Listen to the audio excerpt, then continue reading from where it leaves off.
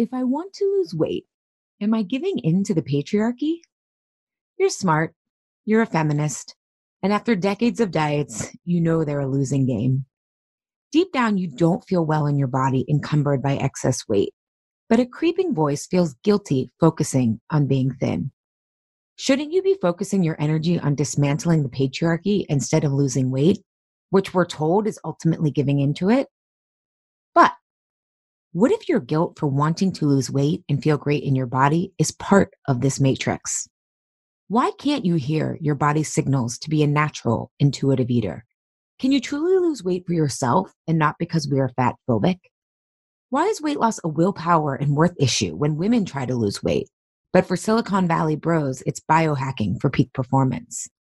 What would happen if we look closely at how farms came to be owned by international corporations that receive billions, yeah, that's a B, billions of dollars of government subsidies, i.e., corporate welfare, to grow corn and sugar to manufacture and profit from cheap carbs that disrupt our biofeedback and intuition? Are organic kale and pasture-raised eggs naturally so much more expensive than peanut M&Ms or conventional meat? Why is sugar, once a luxury, used more like a spice, so cheap that it's added to everything, including salad dressing? What if we connected that the chemicals and seed modifications that make our food supply more profitable, produced by corporations like Bayer, formerly Monsanto, make us sicker and further interrupt our natural biofeedback mechanisms as they pollute our soil, air, and waterways with Roundup? Who benefits when you dismiss your weight battle from this radical way of eating and environmental exposure? Why are processed foods and medicines like birth control and antidepressants, used in part to combat the effects of this industrialized food system, equally brutal to taper off of, creating long-term customers for big agriculture, big food, and big pharma? Is Martin Shkreli the only pharma bro turned felon in waiting out here? Can we be body positive for all of us, including those of us who feel most in our power when we feel physically fit?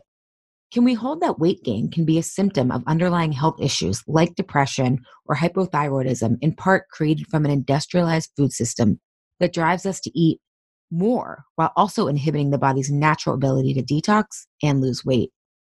Can we be pro-choice, including using food as medicine with how we approach our health beyond abortion?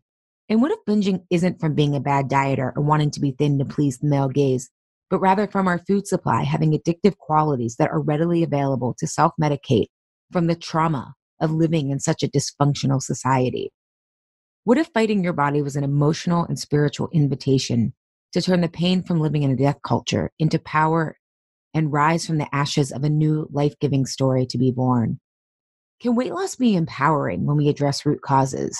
Is there a way to be healthy around feeling healthy? Could losing weight even be a form of resistance to the patriarchy? In season 10 of Insatiable, research-based weight loss, rebuild your biology and psychological feedback loop, we will explore an attempt to answer these questions. Because have you ever read about the past and thought, I can't believe people actually believe that? In the 19th century, doctors thought that, quote, bloodletting could cure illnesses. And Dr. Joseph Lister was shunned for his thesis and early research proving that bacteria cause disease. While Dr. Lister was being denigrated, Charles Darwin was being celebrated, falsely claiming that women were less intelligent than men. In Darwin's time, women rarely went to advanced schooling. They needed to preserve their limited energy for baby making. The 20th century wasn't immune from junk science and outrageous claims. Domino's sugar advertised a sugar diet as a way to lose weight, touting that it had less calories per gram than fat. Cigarettes were also marketed as healthy. It sounds laughable to us now, but only because brave, curious thinkers were willing to question, test, and disprove the status quo.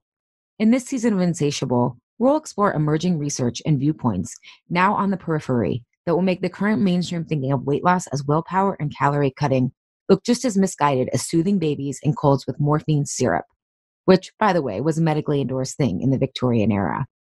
We will explore how taking the steps towards weight loss individually and societally can be a form of resistance against the toxicity and industrialization of our food supply. We'll question the convenience of telling women that weight loss is giving into the patriarchy and male gaze, and how this silences deeper questioning about why we have all gained so much weight and what other consequences come with this physically and mentally. We will do this by taking an integrated and holistic look at the biological and psychological feedback loop that goes into maintaining a natural weight and how our industrialized society has disrupted. We'll discuss how what you eat informs how you feel and your habits, which in turn influence what you eat as a constantly reinforcing infinity loop. We'll examine how our culture and thus education and medical systems are not holistic and results in a siloed view of human biology and health, which allows the public and experts to continue to frame weight loss as about willpower and only about food, and how very convenient this is for those who set and profit from our industrialized agricultural policy. We laugh about Domino's sugar diet, but the same reasoning still informs our modern dietary guidelines.